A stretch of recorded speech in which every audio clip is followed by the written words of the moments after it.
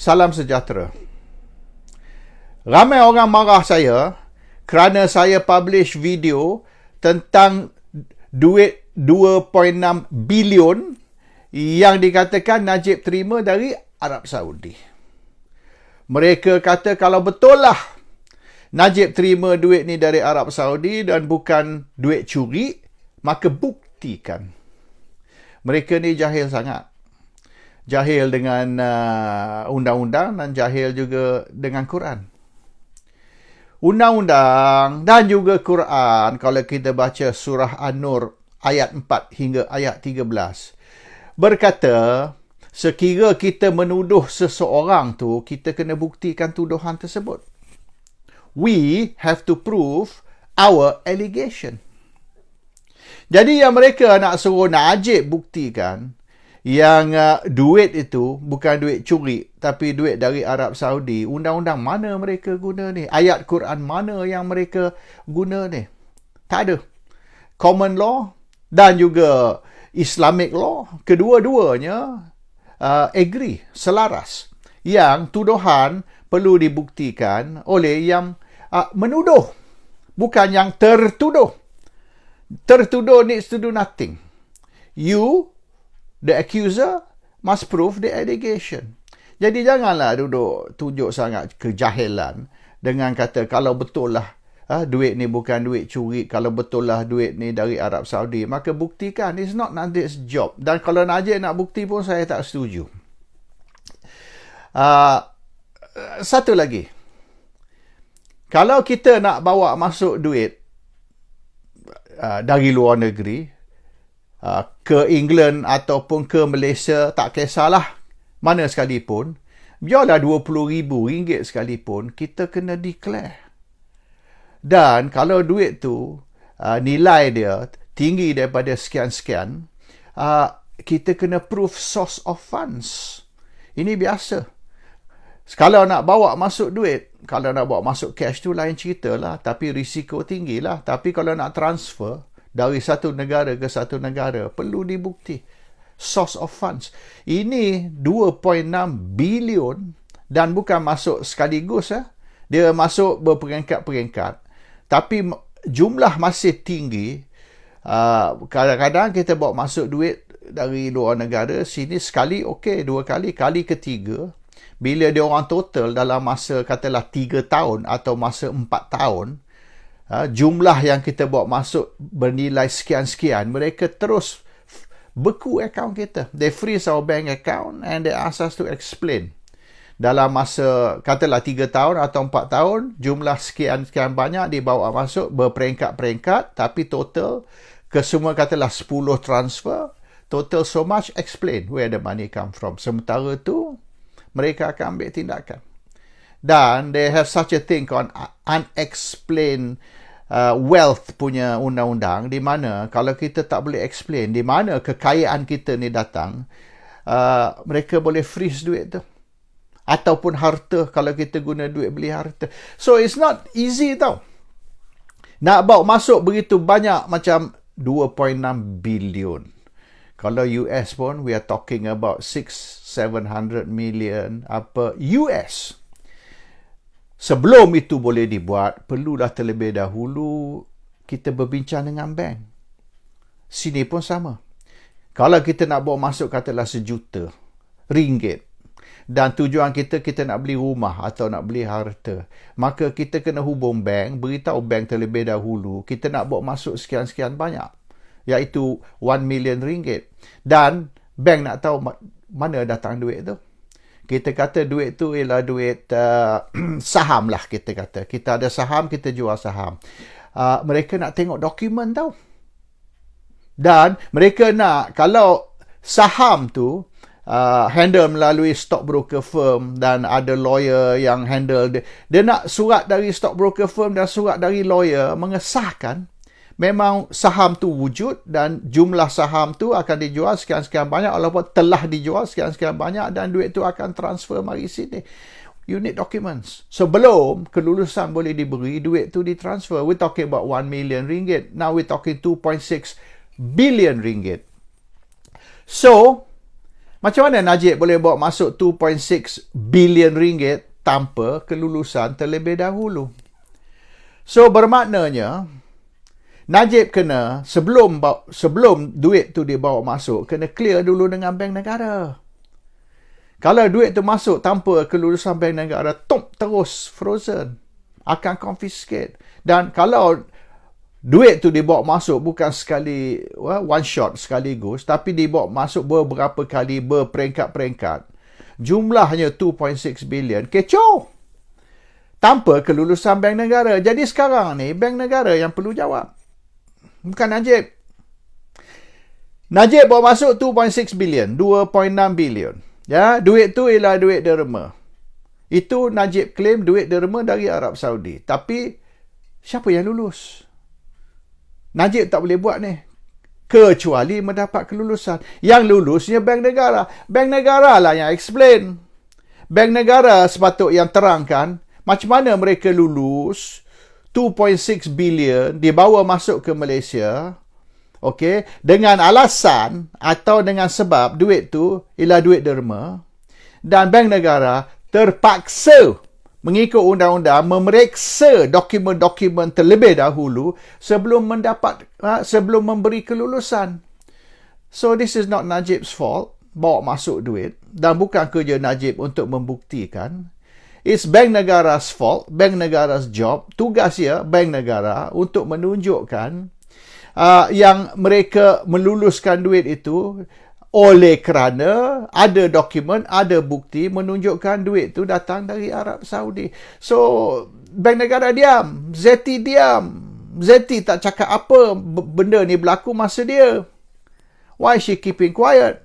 Dan sebab apa Zeti ni tidak disiasat? Sebab kalau betul Zeti meluluskan duit tu dimasuk dan ianya bukan duit dari Arab Saudi, that means Zeti is not doing her job. Zeti terpaksa, sebenarnya Zeti terpaksa memeriksa semua bukti dan memberi kelulusan berdasar kepada bukti. So it's her job, it's her problem. Kalau ada satu criminality or a crime has been committed, then Zeti is the center of the whole thing. Dan hari ini pula kita dapat tahu suami Zeti, keluarga dia, anak dia juga terima rasuah dari Jolo dan duit tu ada di Singapura. Dan mereka tidak nafi. The husband and the children tidak nafi. They did not deny they terima duit rasuah. In fact, dia orang kembalikan duit tu. They return the money. Bermaknanya dia mengaku memang betul satu kesalahan telah dilakukan, memang betul Zeti ni ataupun keluarga Zeti telah terima rasuah dan mereka kembalikan duit itu kerana duit itu duit haram, duit itu duit rasuah. So Zeti's family yang sebenarnya terlibat dengan Jolo, terlibat dengan rasuah. Jadi oleh kerana tu Zeti diam. Zeti tak berani buka mulut. Kalau Zeti buka mulut, dia pun kena. And this is the problem. Kalau Zeti buka mulut dan kata, yes, saya periksa dokumen tersebut. Saya sahkan bahawasanya duit tu ialah duit derma dari Arab Saudi. Bila saya lihat bukti dan saya puas hati, maka saya pun lulus. Duit itu dibawa masuk. Maka terlepaslah Najib dari tuduhan. Tapi Zeti pula akan kena. So Zeti keeps her mouth shut to keep her family safe. Zeti buka mulut, Najib terlepas. Orang kata memang betul lah duit tu duit derma bukan duit curi. Keluarga Zeti akan kena nanti. So to protect the family, she sacrificed Najib.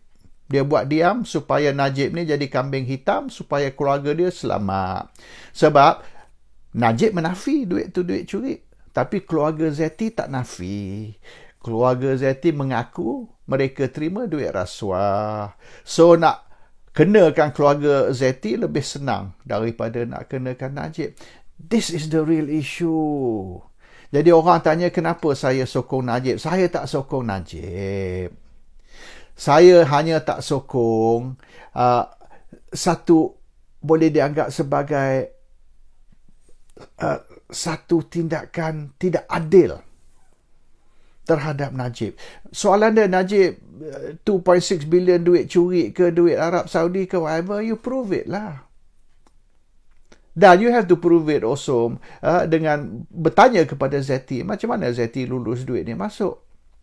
Dan duit tu tak boleh masuk kecuali dilulus terlebih dahulu oleh Bank Negara. That's the issue. Ini sama macam kes Anwar dulu. Saya kritik Anwar gila-gila dulu.